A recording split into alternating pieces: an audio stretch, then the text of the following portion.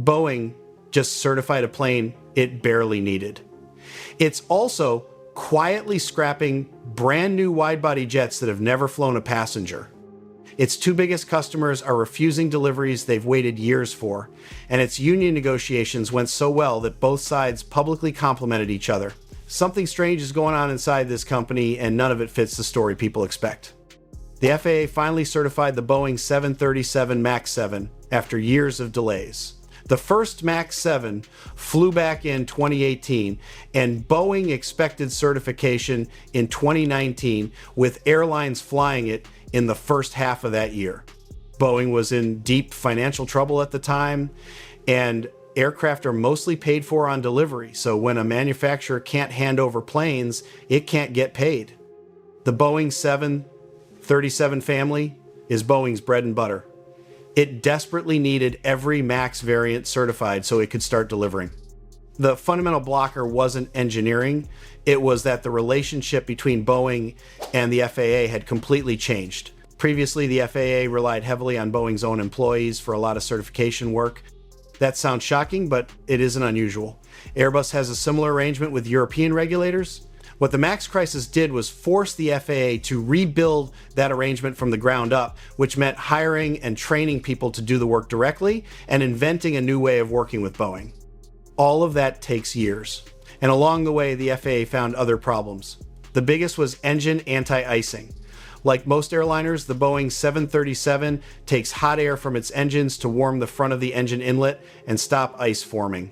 But on the MAX, with its LEAP engines, Boeing discovered that leaving the anti-ice system on when there's no ice, meaning the air is warmer than certain limits, risks damaging the lightweight structure of the engine inlet. You might wonder why a crew would ever leave it on unnecessarily. It happens when anti-ice is correctly switched on for icing conditions, then the aircraft flies clear of the ice and a distracted crew forgets to switch it off. It would take prolonged misuse to cause damage, and across millions of flight hours, it has never actually happened to an aircraft. Crews today use procedures that keep them well clear of the problem, but the FAA doesn't like procedural fixes and wanted a real one.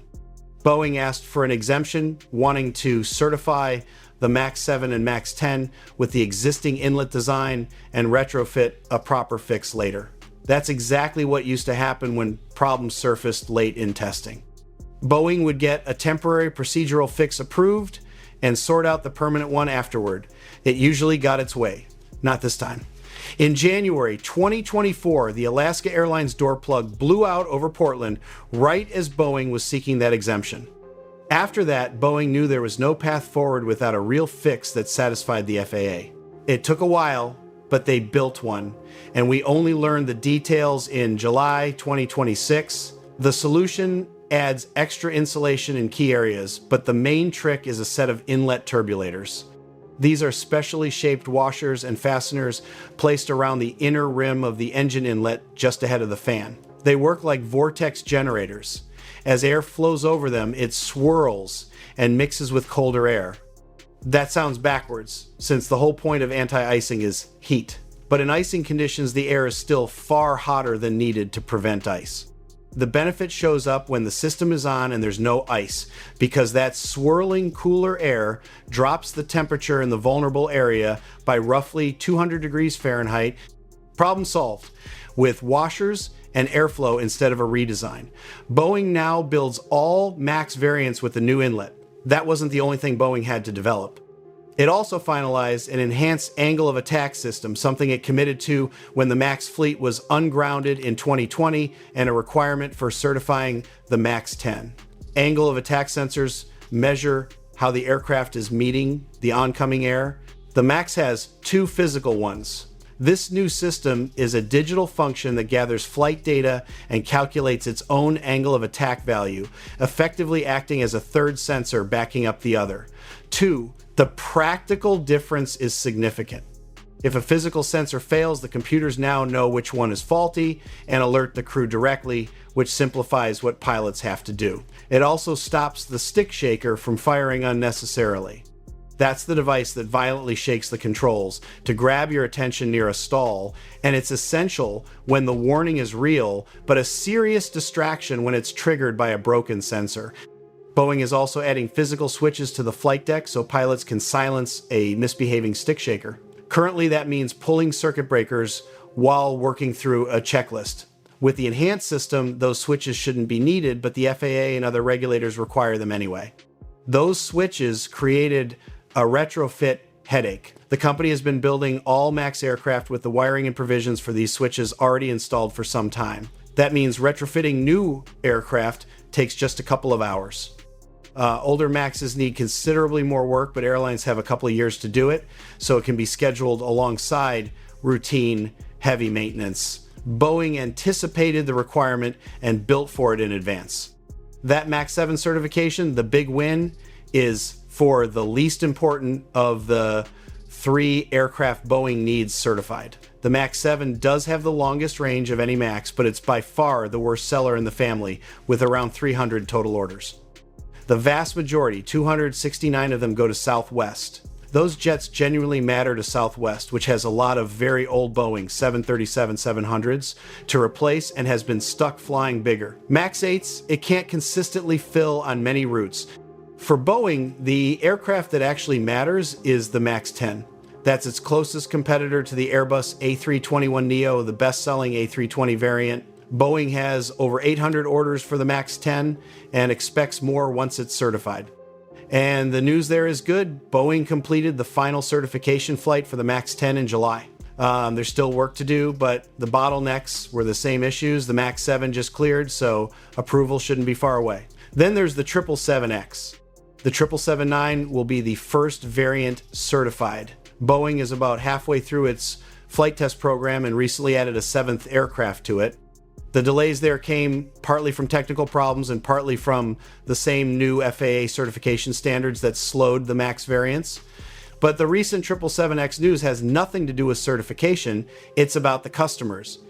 Emirates and Lufthansa have now waited roughly 6 years longer than they expected when they ordered. And both may choose to wait even longer because they don't want the first 777-9s Boeing built.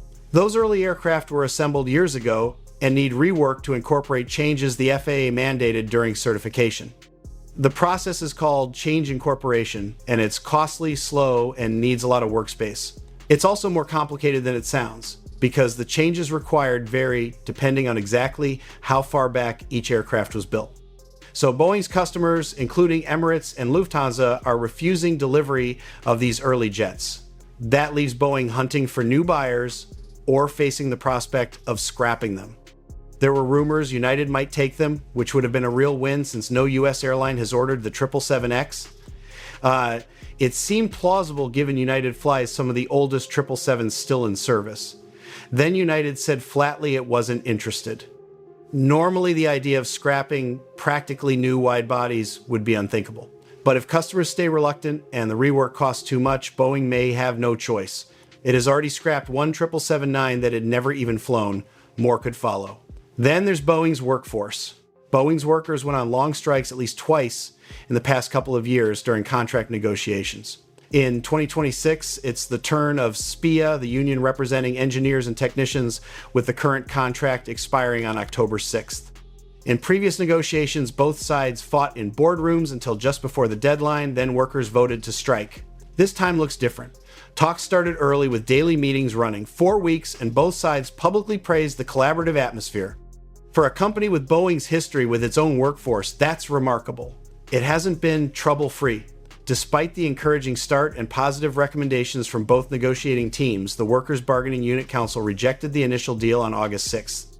So it's early, and this story isn't finished. It's been 2 years since Kelly Ortberg took over as CEO, and the company is doing better than before.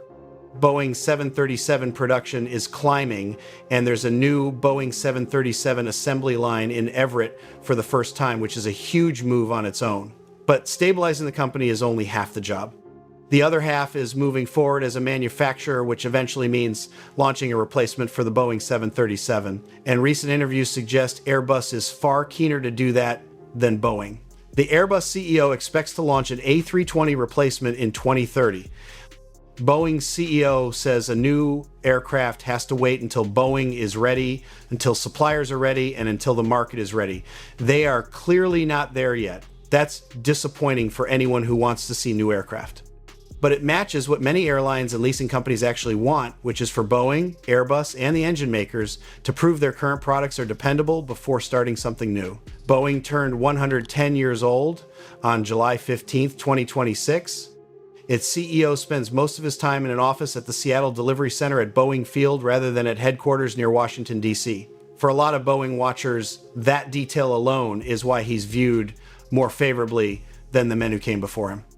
So, is something weird happening at Boeing? Yes.